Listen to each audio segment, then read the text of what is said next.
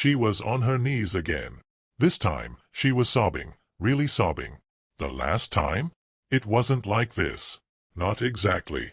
But both times, yeah, she was on her knees. That part was the same. And both times, she had no clothes on. That was true, too. This time, though, Chad was making a whole different set of sounds. He was weak, barely able to breathe. My punch to his gut had carried every ounce of rage I had in me. Now, he was down on the floor, gasping, trying to crawl away. I slammed my hand on the phone, hitting the call button. 911, what's your emergency? Do you need fire, medical, or police services? I need the police. I'm at my house. Some guy's trying to kill me. He's got my shotgun. Send the cops now. I let the phone drop to the floor. From the speaker, I could still hear the dispatcher, calling out to me. I racked my 12-gauge and shouted, "Oh God, don't shoot me!" Then, I brought my boot down hard on the phone. The screen went dark. As I stepped past her, she grabbed onto my leg, clinging to me. I kept walking, dragging her along. She was sobbing, begging between shaky breaths. "Please, no, no. Oh God, please. Step, drag. Step, drag." I started moving around the bed. Step, drag. Step, drag.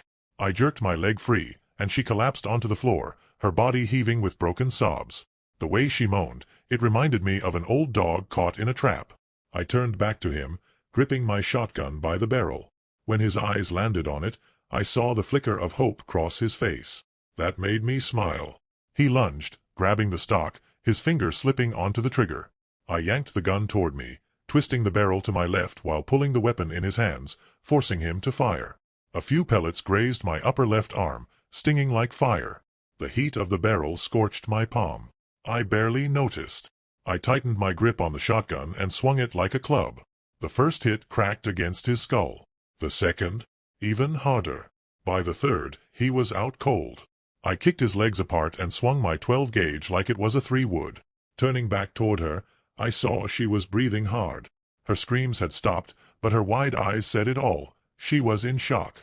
Fear was written all over her face. We locked eyes for a moment. Then, I tossed the gun across the room just as I heard my front door burst open. "Police! Police! Police!" they shouted as they stormed into the bedroom, weapons drawn. I threw my right arm up, my left sleeve soaked in blood. "I called you. He tried to kill me," I yelled, pointing at Chad, unconscious on the floor. She didn't say a word to contradict me, and he wasn't in any condition to argue. The EMTs worked on my arm, wrapping it in gauze and smearing ointment onto my burned hands. Meanwhile, the cops were trying to piece the whole mess together. Now, we were in my living room. Through the window, I could see reporters gathering on my lawn. It was time for questions and answers.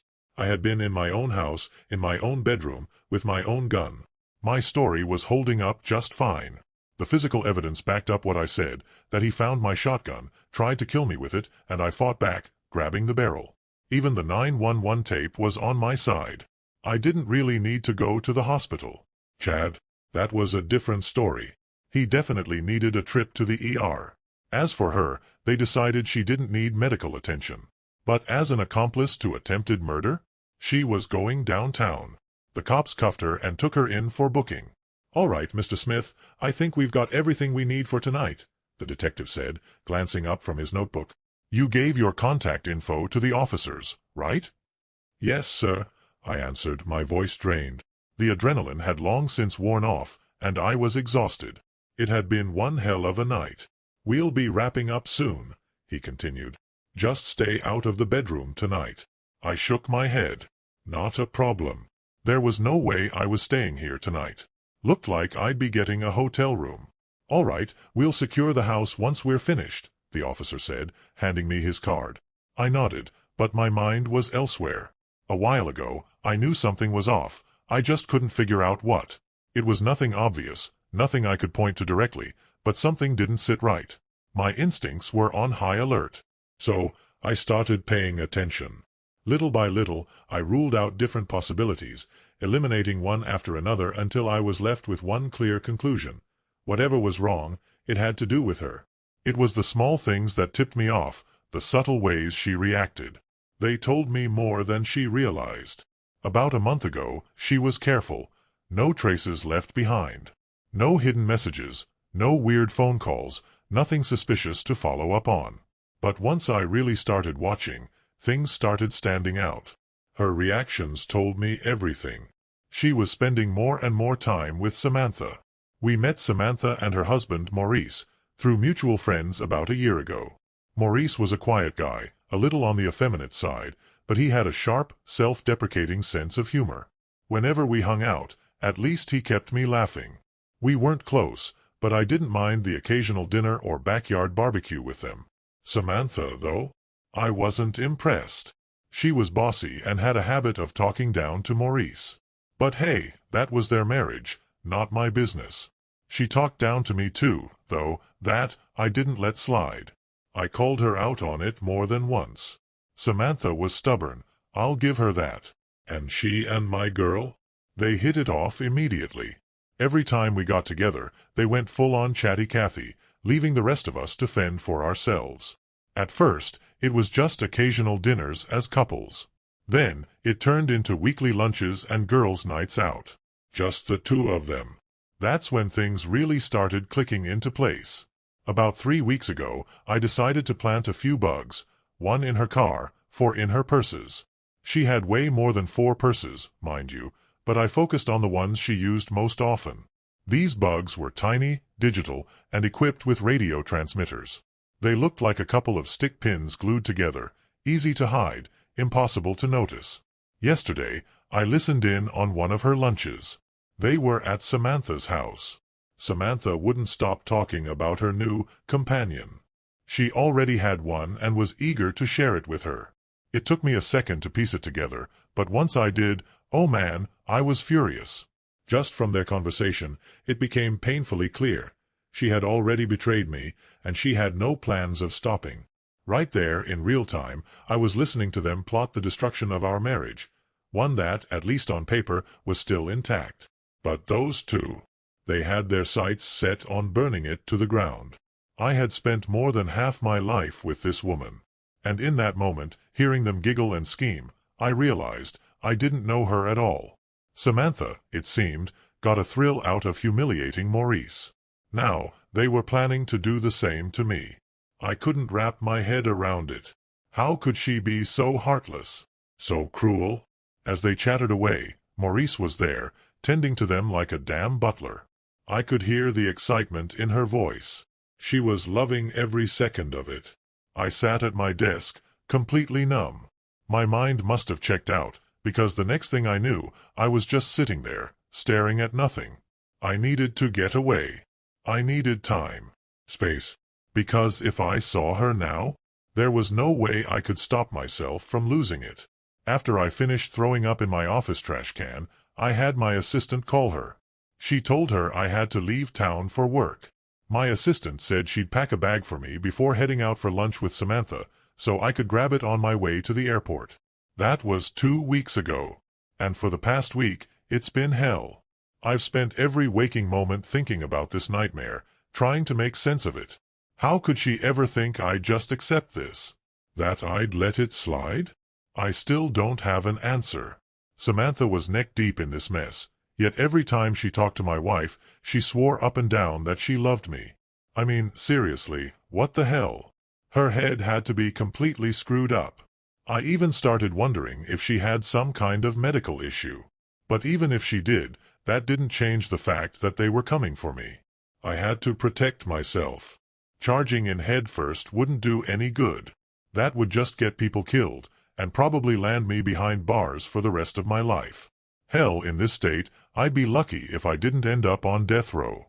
So no, I wasn't going down that path. I needed a way to eliminate the threat, permanently. And I knew that meant things were going to get bloody. The thing is, she loved the life I built for us. She loved the country club membership, the social circles, the money. She loved how everyone thought she was some perfect little angel. But after 25 years together, I knew exactly how she operated. I'd spent a long time pretending to be a clueless fool around her. But now, my anger was fueling my patience, keeping me steady. I wasn't going to explode on her, not yet. Timing was everything. So instead, I sat down at her computer and took out another $2 million life insurance policy on myself. Double indemnity for being a victim of a crime or accidental death. I made sure she was the sole beneficiary. Last week, I found out the name of her companion. Some guy named Chad Culhas. I dug up everything I could on him. Stanford grad, MBA from Wharton, a rich daddy in politics. The guy was clearly on the fast track to success. And just as clearly, he was completely entitled. Never been married, though he'd been engaged a few times, at least according to the society pages on Backdoor.com. I looked through dozens of pictures of him, watched a couple of his campaign rallies. Yep, the guy was in politics. That got me thinking. What's that old saying? Any publicity is good publicity?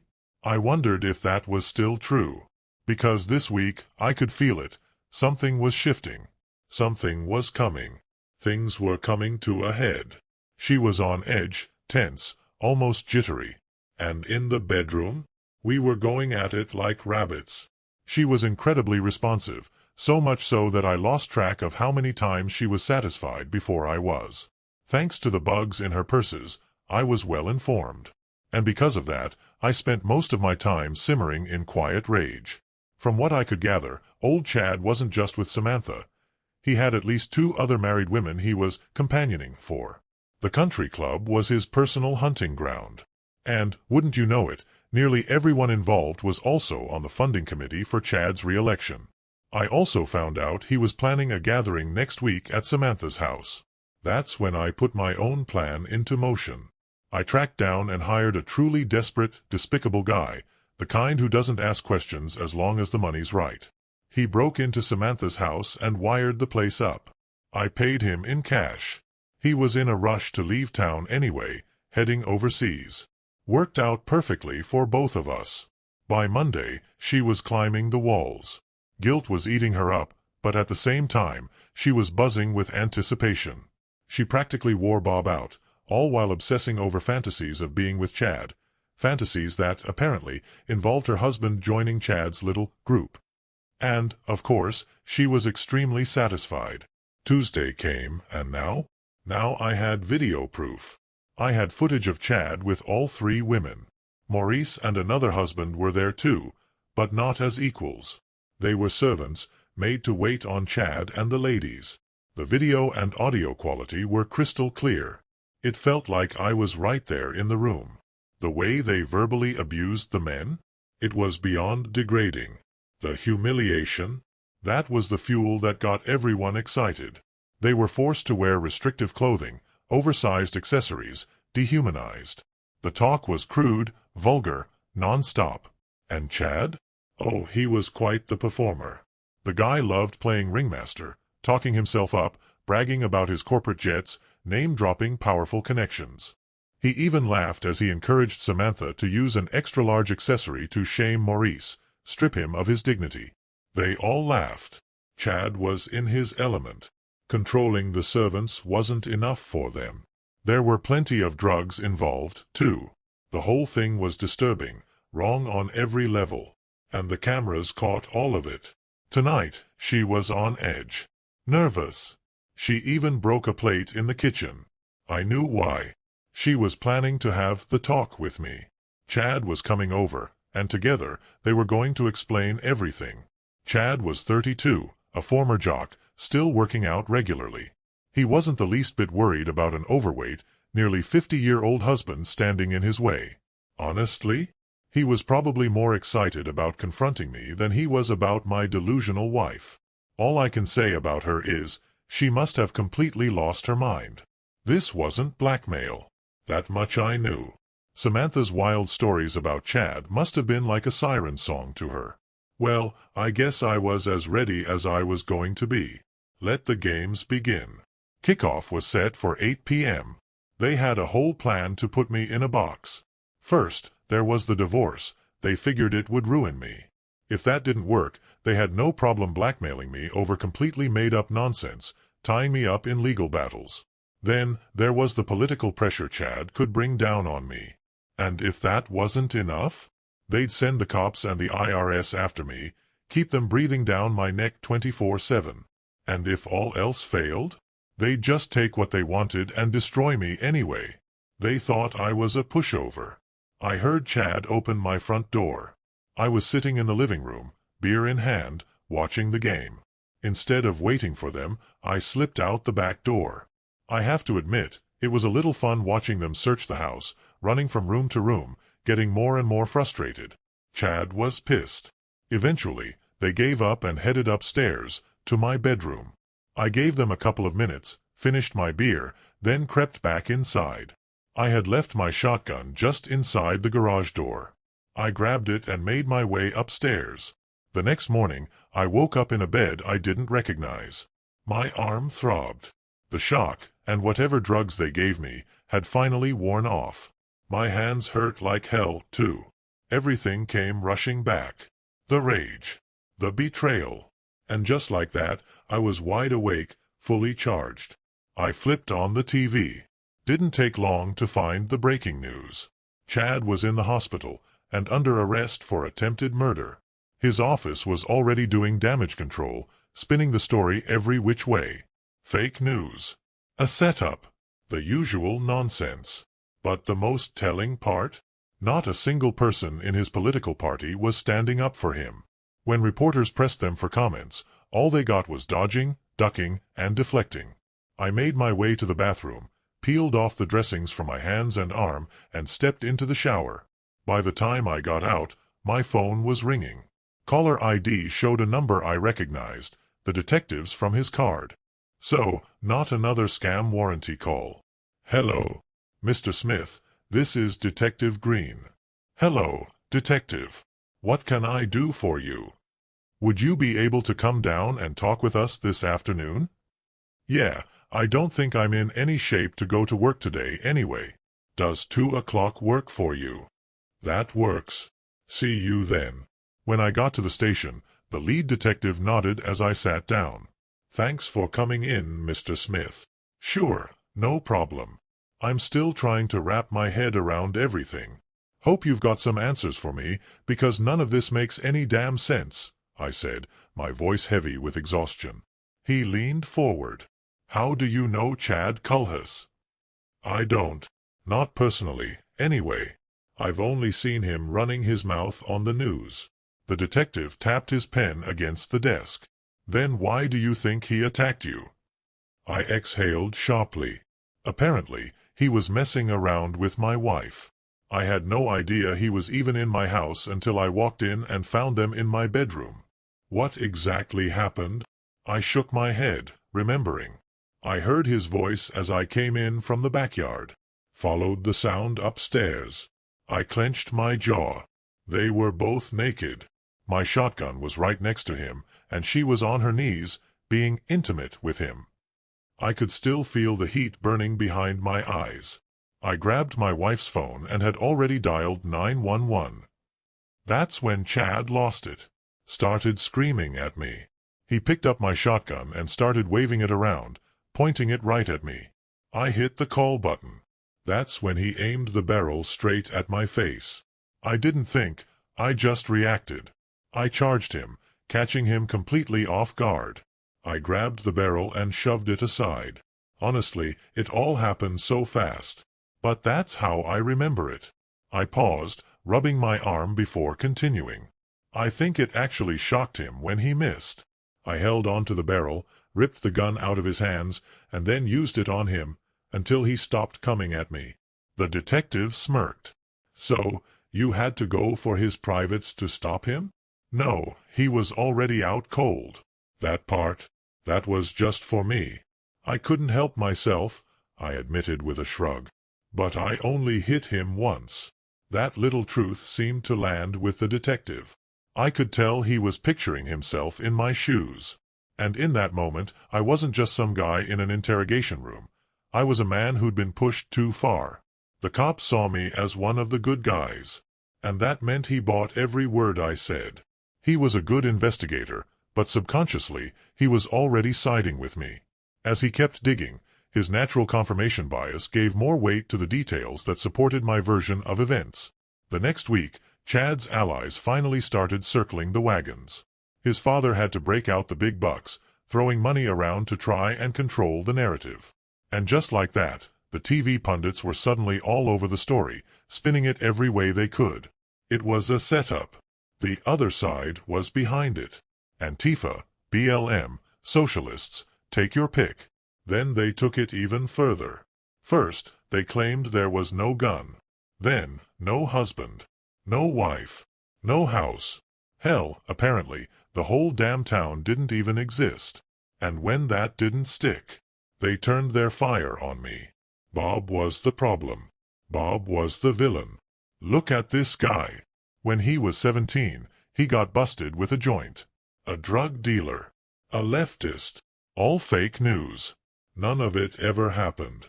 But the talking heads were losing their minds. And then, members of Chad's political party started peeking their heads out, like prairie dogs, cautiously checking the wind. Chad's allies were looking around, trying to figure out which way the wind was blowing. Lots of fingers in the air, testing the breeze. Meanwhile, she was still locked up. The media circus was in full swing over the bail hearings. Chad's was scheduled for Thursday at 11 a.m. By Wednesday morning, the networks backing Chad's side were foaming at the mouth, while the opposition was having a field day. Ratings were through the roof. By noon, the noise had reached a fever pitch. The debates got nastier, the accusations wilder. By the time the 7 p.m. primetime shows rolled around, it felt like pitchforks were being handed out and torches were getting lit. Some people started painting Chad as some kind of righteous martyr. A few so-called faith leaders, ones nobody had ever heard of, were suddenly being brought on air for grave, serious discussions about morality. Then came Thursday morning. At 8 a.m., inboxes at several major news networks received an email. Inside was a link. These media outlets have protocols for dealing with anonymous messages like this. When they followed the link, it led to a website. On that site, all 6 hours of Chad's gathering, him, his group, and the servants, caught from multiple camera angles. The site even had a few curated highlights in case anyone wanted to jump straight to the most outrageous moments. By 8:10 a.m., the links started spreading across the internet. More emails followed, sent to political donors and corporate sponsors. At 9 a.m., the Wall Street Journal broke the story. By 10 a.m., Chad's political director, campaign manager, and finance director had all resigned. A tsunami of ugly revelations was crashing down on Chad. And bail? Yeah, he wasn't getting that. Meanwhile, the media had a new name for the 3 wives involved. They called them the Country Club Group. Panic set in. The news networks were ruthless in their coverage, but nothing compared to the memes flooding social media. The scandal sent shockwaves through the country club scene, shaking its wealthy foundation to the core. The media spotlight was relentless. Stories of wealth, excess, and depravity tore through high society like wildfire. Plenty of rich folks called each other out, but just as many quietly packed up and disappeared, flying off to their other properties, far away from the scandal. Chad's entire world had imploded. He was alone now. Talk about rats fleeing a sinking ship. Anyone even remotely connected to him had already jumped overboard, scrambling to escape the fallout. Even his own father was distancing himself. His son had become a radioactive disaster. Several investigations into Chad had been announced. And her? She was sitting in an interrogation room, wrists shackled, dressed in county orange, a color that did absolutely nothing for her. She hadn't said a word since that night. She just sat there, looking small, pathetic. Her kids hadn't called. No letters from her parents. No visitors. In her cell, she could hear the TV blaring from the main area. Once the other inmates and guards figured out who she was, they kept the channel locked on 24-hour political news, making sure she heard every word. And the talking heads on TV? They had no shame. Her court-appointed lawyer sat beside her as the DA himself walked in to present her plea deal. When she met his eyes for the first time, it rattled her. They were cold. Predatory. She wasn't a person to him, just leverage. A tool he could use. The DA belonged to the other political camp, and Chad's downfall was a golden ticket for him. He planned to milk it for everything it was worth. Calmly, he laid out the evidence against her. The proof of premeditation, straight from Chad's own mouth, caught on video at his little gathering. The country club group and the servants had all been arrested on conspiracy charges. Then, methodically, he walked her through Bob's version of events, showing how the physical evidence backed up his story. What he didn't mention: the video itself, who planted the cameras, who leaked the footage. None of that was part of the conversation. Then, with the same cold detachment, he started listing the charges she'd be facing. Then, the DA laid out the charges against her. One by one, he stacked up the years she'd be spending behind bars. And then, he made her an offer. Meanwhile, Bob filed for divorce. She was served right there in jail. His offer? A $1 settlement. She never showed up to the divorce hearing, so Bob won by default. Chad's allies wasted no time cutting him loose. They erased him from everything, scrubbing his name, photoshopping him right out of pictures. The Soviets had nothing on these guys. As for Bob, there were still moments of stress, waves of depression that hit when he least expected. He had been happy for so long that adjusting to being alone was harder than he'd thought. Bitterness had crept in. But regret? No. Bob did what had to be done. He eliminated the threats, permanently. And now, he sleeps just fine. His relationship with his kids is solid. He's even a grandfather now. There were lawsuits, sure. But Bob came out on top, and with a fat bank account to show for it. He's rebuilding. Life will never be what it was, but that's all right. Bob sold the house. He's moving forward. He doesn't need to impress anyone, and he's not looking back. He's accepted things as they are. He knows what's good in his life, and that's enough. Because Bob has enough. And he doesn't want for anything anymore. But life has a way of surprising you. A few months after the dust settled, Bob got a call from an unknown number. He almost let it go to voicemail, but something told him to pick up. Mr. Smith. The voice on the other end was unfamiliar, but professional. Who's asking? Bob replied, wary. My name is Agent Callahan. I work with a private investigative firm. We've been looking into Chad's dealings, and your name kept coming up. I think we should talk. Bob hesitated. He had worked so hard to put this all behind him. But the way Callahan said it, there was something in his tone. Like there was more to this than Bob had realized. All right, Bob said finally. Talk. They met at a quiet bar off the beaten path. Callahan was younger than Bob expected, maybe mid-30s, sharp-eyed, and direct. We've been digging into Chad's finances, Callahan said, sliding a manila folder across the table. Turns out, your ex-wife wasn't just caught up in some affair. She was tangled in something a lot bigger. Bob flipped open the folder and scanned the pages. Offshore accounts. Wire transfers. Political favors bought and sold. This is, Bob exhaled, rubbing his jaw. This is some serious corruption. Callahan nodded. And your ex? She wasn't just another one of Chad's playthings. She was moving money for him. Bob sat back, letting it sink in. He had thought he was done with all this, that he had put everything behind him. But now he realized he had only just scratched the surface, and something told him that the real fight was just beginning. Bob didn't waste time. The next morning, he contacted a lawyer, one who specialized in high-profile financial crimes. If his ex-wife had been laundering money for Chad, that meant there were bigger players involved, people who wouldn't want these secrets out in the open. By noon, Bob was sitting across from his attorney, going through the paperwork Callahan had provided. This is a mess, the lawyer muttered, flipping through the documents. If she was part of this operation, it's not just about Chad. There are people in government, major corporations, people with real power, who are going to want this buried. Bob nodded. Yeah, and that's exactly why I need to know everything. His lawyer sighed. All right. But just know, once we open this door, there's no closing it. Bob cracked a small smile. Good. I don't plan on closing it. That night, as he poured himself a glass of bourbon, he thought about how far he'd come. How much he'd lost. How much he'd gained. For the first time in months, he felt something unfamiliar. Excitement. Because now, Now it wasn't just about getting revenge. It was about getting the truth. And that brings us to the end of today's story. Was this what you expected? Or did it take a turn you didn't see coming? I'd love to hear your thoughts. Drop them in the comments, and let's start a conversation. If this story kept you hooked, don't forget to hit that like button.